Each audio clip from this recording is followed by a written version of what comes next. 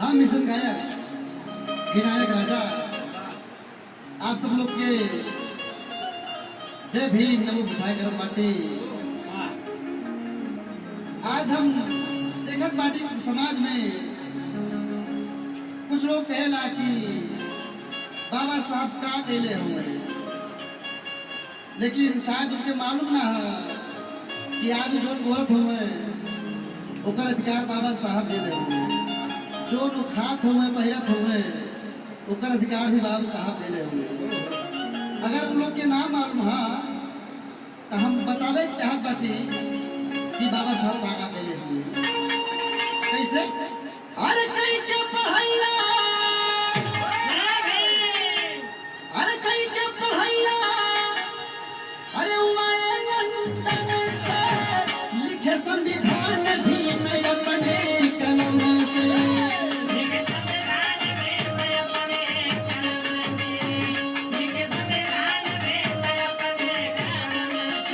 अपने कलम से हो, अपने कलम से लिखे संविधान भी मैं अपने कलम से।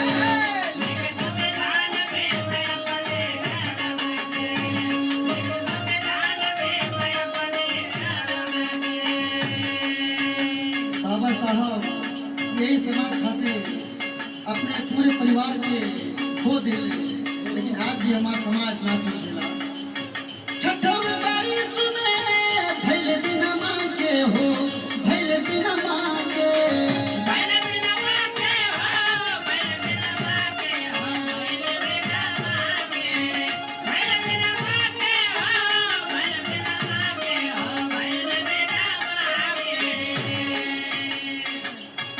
वही रउमारिया में भैले अनाथ हो, भैले अनाथ।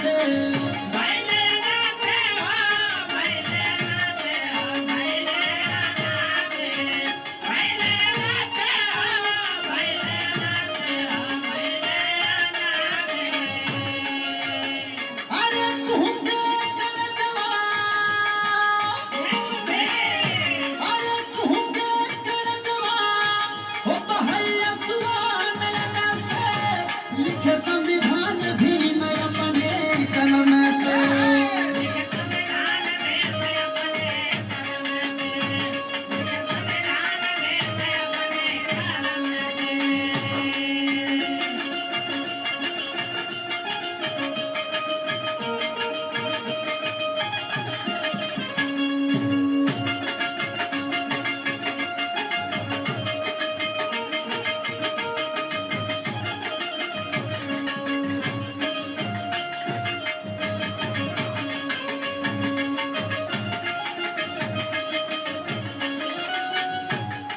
आज हम देखिला कितना लोग जाला अनेक अनेक मंदिर में दर्शन करे जाला, लेकिन उनके इनाम मालूम है कि मंदिर में जाए के आजादी बाबा साहब के संविधान से मिलल बा। काहे कि जब संविधान लागू ना भइल है केहू मंदिर में अपन पैर ना रखत रहो। कैसे? मंदिर में जाना रहे पर जितिया हो, रहे पर जितिया,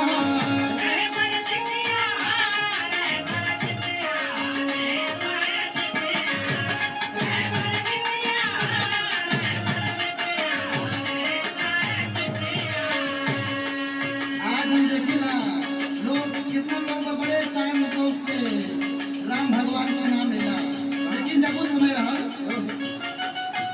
राम नाम लेके जाओ काट लेत जिभिया हो, काट लेत जिभिया,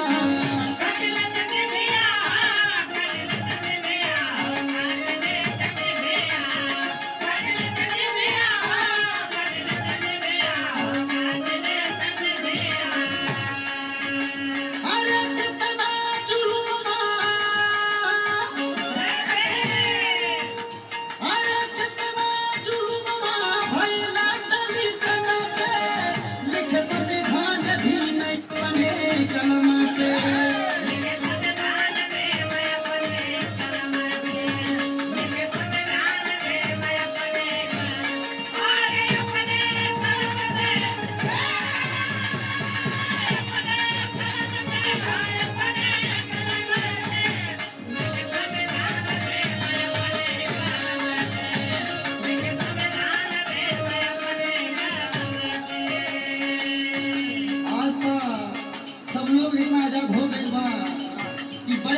लोग के पास में लोग बैठा था, अच्छा अच्छा कपड़ा पहना था, लेकिन बाबा साहब के समय में क्या रहा?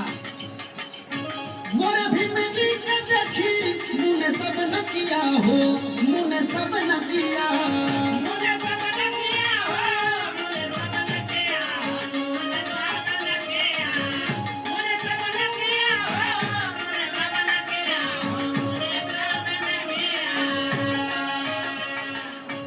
कहीं गया छूट नहीं जी, कर बेइज्जतिया हो, कर बेइज्जतिया।